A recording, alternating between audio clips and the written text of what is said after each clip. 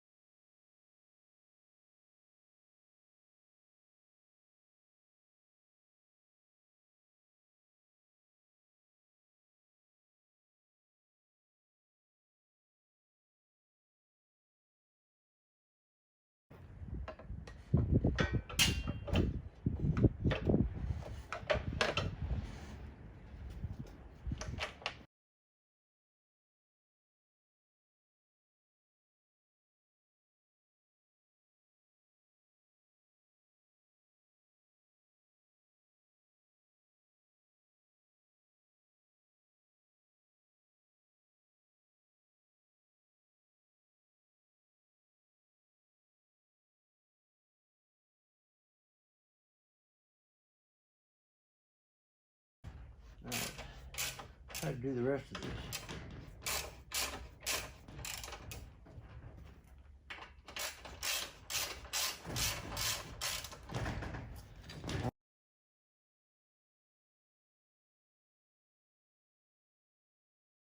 Okay, we got those two started in, and now we just gotta tighten these up. They're all started, so now it's just a matter of tightening stuff down. Got those two bolts in up here with a little frying on it to twist one out to match the hole.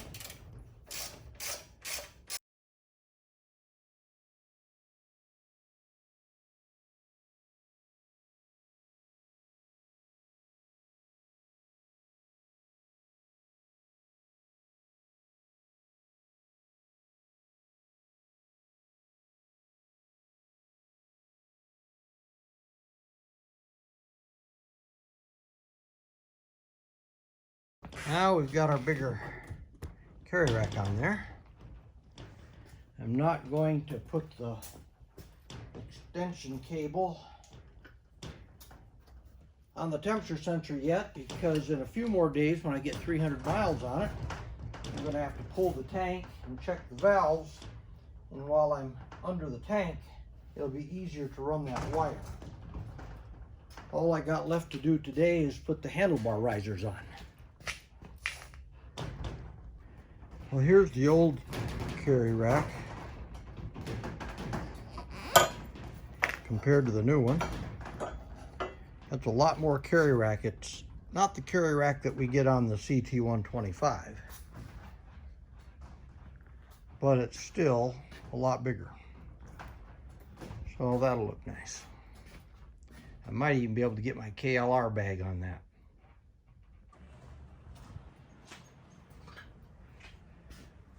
Hello there, fans. Well, we got some of Mike's hard cider, hard black cherry here to help us through these hard times. Now we're getting into our second part of this video. I'm going to remove the handlebar and put those risers and setbacks on that I showed you in the first part of the video. So let's get at it.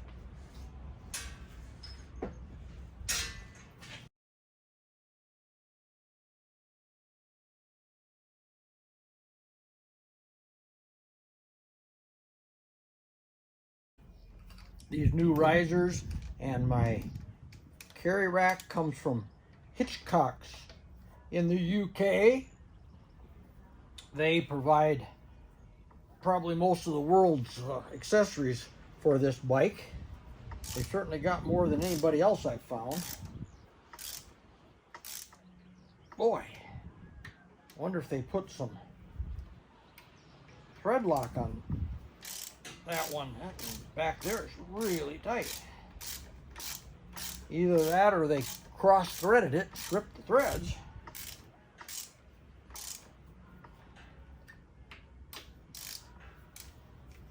That one's loose. But we sure got some tight ones here.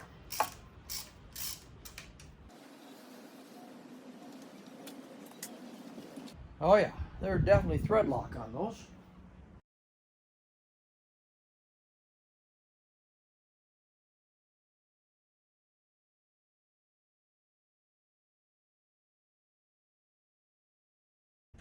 Well, I ain't going to use any putting the new one on.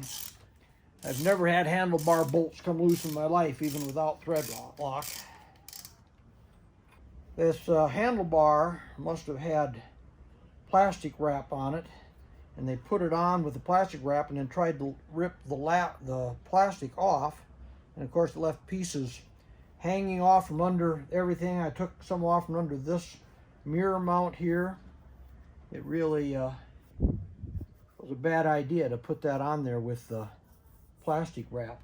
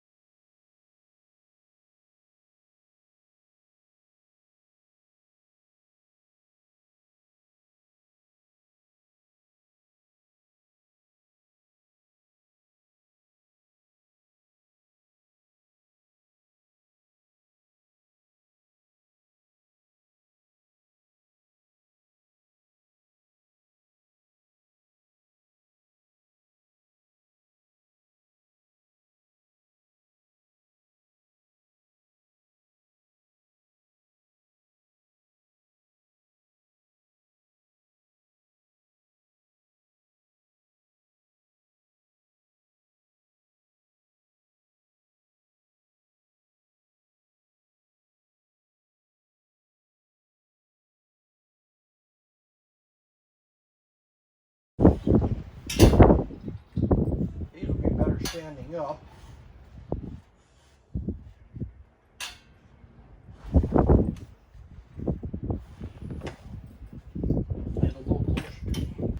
You'll notice that I didn't mount those white hand guards that I had bought because they stuck way out up here and hit on the windshield when it was like that close. You couldn't make a sharp turn with it. So I took these off of the CT125, and you can go all the way to the stop without hitting the thing. So these are single mount out here, no second mount here. So I'm thinking about getting a set of Storms that are double mounts, if it'll fit in around this stuff. It doesn't look very promising, but I may have to try it to see, or I'll end up getting another pair of these. Okay, we've got, let's see, how many miles we have on this now?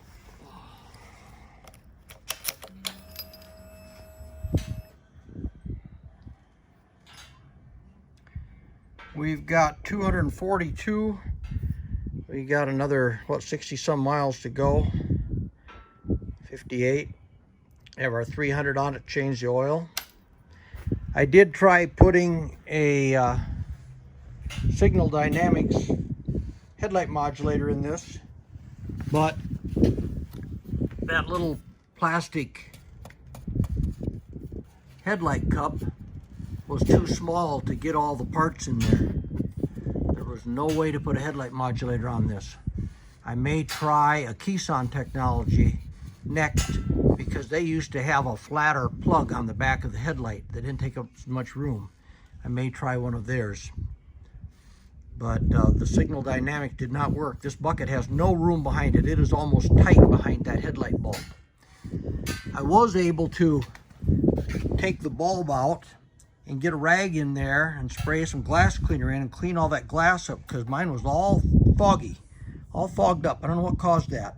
If something was just the plastic reflector behind it, when it got hot from that halogen bulb, may have given off those fumes that plastic often does, and it really fogged up that headlight. But I got that cleaned up, had that all apart. And I moved the windshield back one notch on this front one here. Let's see if we can get a look at that. There are 2 holes, and